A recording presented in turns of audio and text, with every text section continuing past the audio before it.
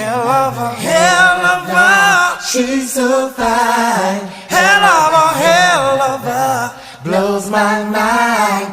Hell of a, lights my day.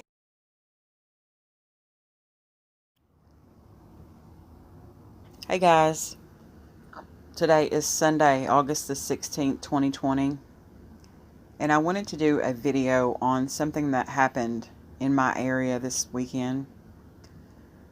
I'm going to start here, and this is a Facebook post by Nicole Merrill, and I'm going to read it, or I'm at least going to try. In case you were wondering, and this will be my only post, February 28th, 2020, I ran away from Dennis with nothing more but my 1-year-old and one bag of clothes for the two of us.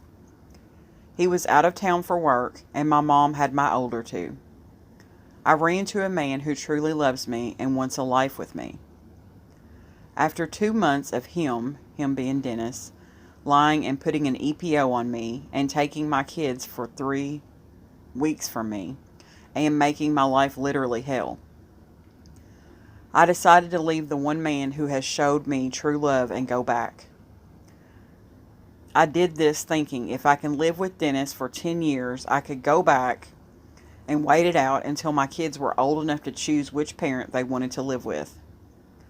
Unfortunately for me, it turned out 10 times worse than I could have ever imagined. I was back with him for 6 weeks. And within the first 2 weeks, he smacked me across my face 2 times, so hard that both times knocked me off my feet. And it says the black eye beside of it. He choked me twice, and the second time, everything went black. So fearing for my life, I grabbed his gun, and as soon as my hand touched it, he snatched it and hit me on top of my head with it 3 times. He broke my phone to the point of it catching on fire. Told me if I ever left him again that he would kill me and the kids. Told me whether I went back to the guy that she says she loves or not, he would kill him or have him killed. Said he would kill my family and Devin's family. Last Tuesday, I finally seen my way back out. A good friend of hers, who I believe he fears because she don't take no crap from him, came to Bowling Green. Excuse me. Where he had us staying in a hotel room because when I left in February, he let our home go and we were now homeless just traveling with him for work wherever CSX took him. So he worked for the railroad. And then she says took us. My friend brought us back to Madisonville to stay with her. I have not been in any contact with him since, and I've filed for protection. He has my old phone number on his phone account and got a new SIM card so he could control my phone. And she lists the phone number that she's speaking about and says this number is no longer me. He used my number to recover my email and used my email to recover my Snapchat. Please block my Snapchat. Update. He has now hacked my Snapchat and my old Facebook. This is my only communication. So please block anything else. Both pics are on this post to go and report and block. Then she posted another update. He is still adding people on my Snap account, so accept no Snap requests from me at all. Then she posted the last update. I believe the pics have been removed, but as far as the account, I have a new one, so please report the entire old account and block it. And this is a picture of the person that she's speaking about. Dennis Stone Jr. Alright. And that was his profile picture from Facebook. She also went on to post this message, which was also sent via Facebook Messenger. He says, and She said, I look at you and love you so much, and then you act like this, and it truly breaks my heart. I know you don't care. You are heartless. I'm going to sleep. He says, I need my boots and my stuff on the table. And she said, in the hallway. And he said, you ain't seen crap yet. Just know that, you effing stupid B word. She said, all because I don't want to let you in and fight with you. And he said, F you. And she said, see, if you loved me, you wouldn't talk to me like that. You degrade me like I am nothing. And he says, F you. I will leave and go stay there, but you just be effing ready. And she says, who threatens someone they love? He says, F you. She said, you know what's crazy is that you do scare me. I should feel loved and protected, but effing scared of you. He says, I will be back in the AM. I took the rest of the week off, so I guess you might want to call your ride tonight. And her last words on this was, I don't care anymore. She then went on to post these pictures. This picture she has a black eye. This picture, she has that huge bruise on her upper left arm. And that's it again.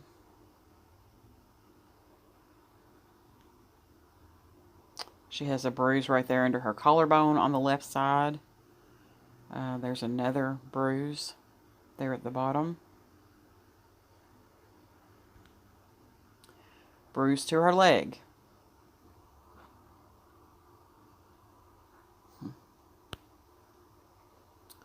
Another couple of bruises on her leg. There is a picture of her Snapchat that she was telling people he's running.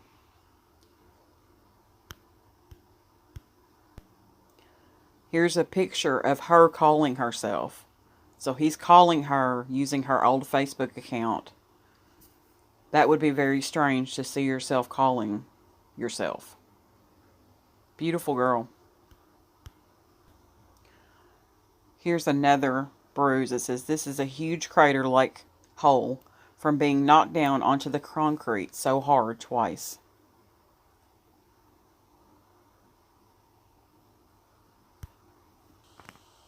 Now I'm going to show you guys what happened yesterday.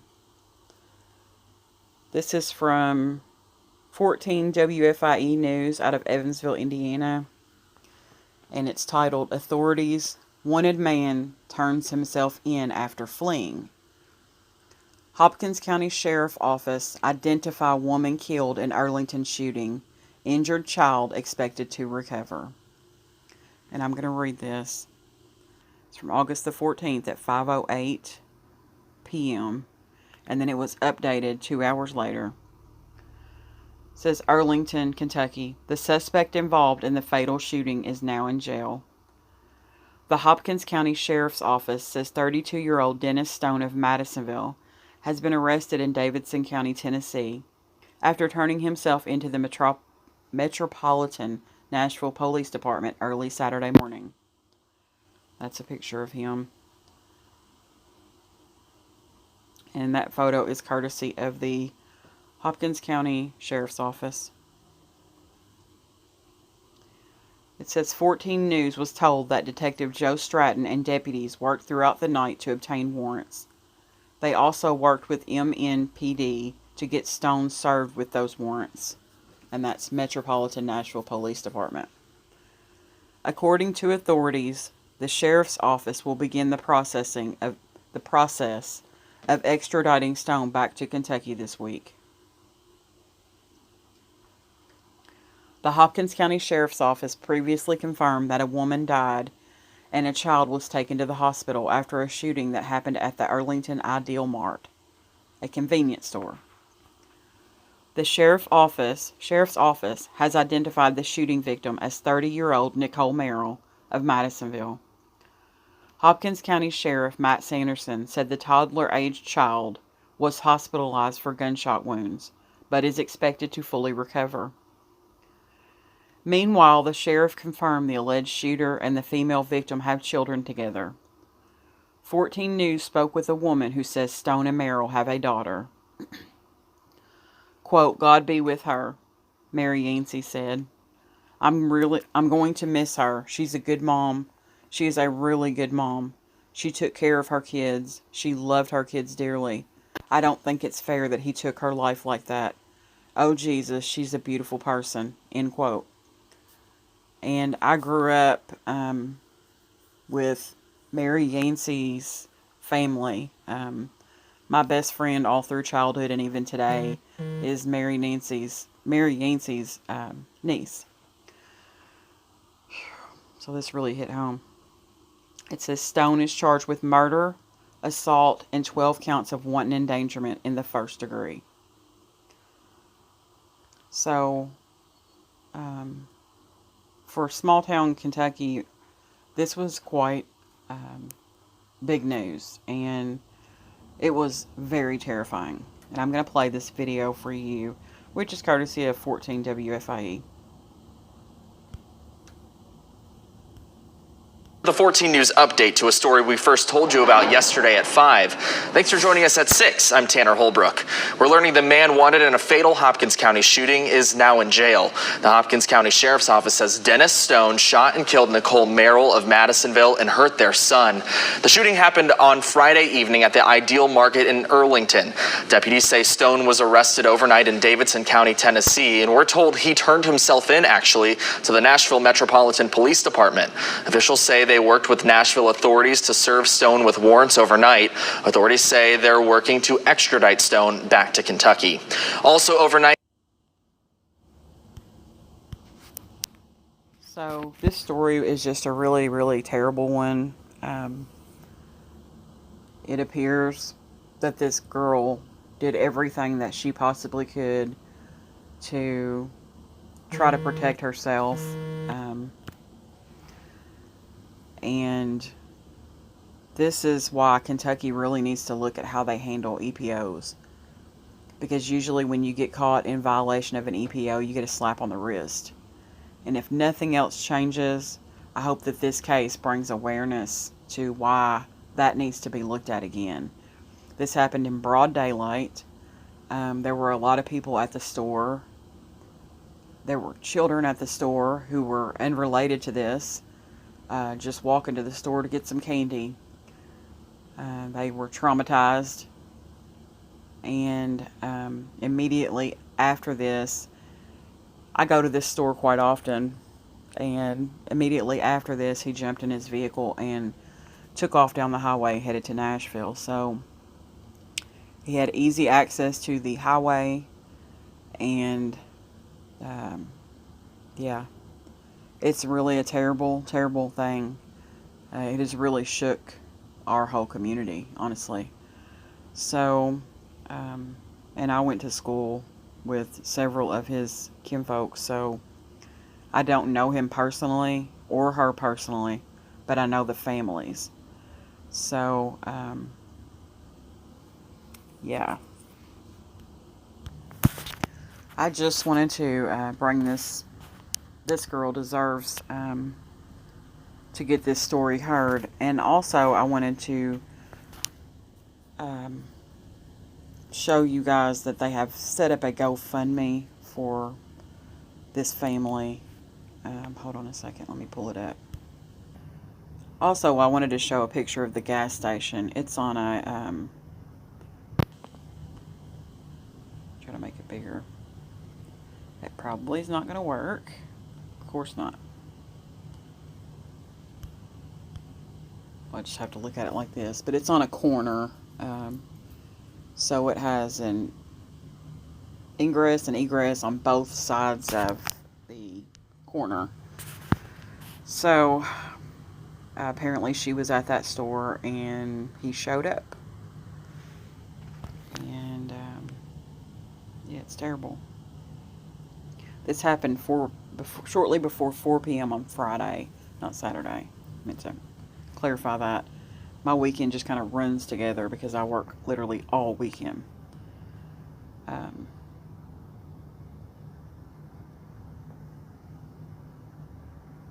yeah, it says they responded to call around 3:57 p.m. of shots fired at the convenience store. It says he believes the motive to be a relationship issue and potentially involving a custody matter. And see, then he took off. So there appears to be several GoFundMe's for this family that are they're the children. This one's called Nicole Merrill Memorial Fund. It says they've raised $250 of a $10,000 goal.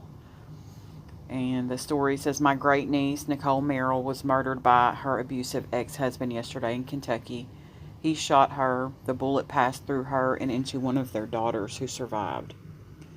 Nicole loved being a mother. She told me recently that she knew it was the reason she was born. She was a stay-at-home mom who was very engaged with her children while trying to protect them from their abusive father. She left him in February with their children, including their youngest daughter, 2 years old, who suffers dwarfism.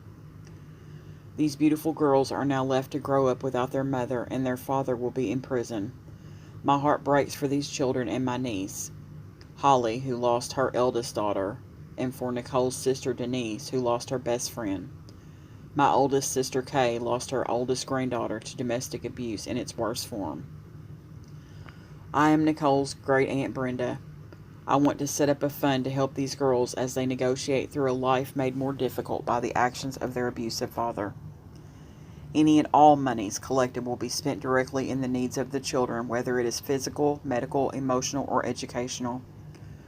The girls are Alexis Merrill, Aubrey Stone, and Addison Stone. Thank you for your generosity in advance. I want to show these girls that there are loving, caring, generous people that want to see them succeed.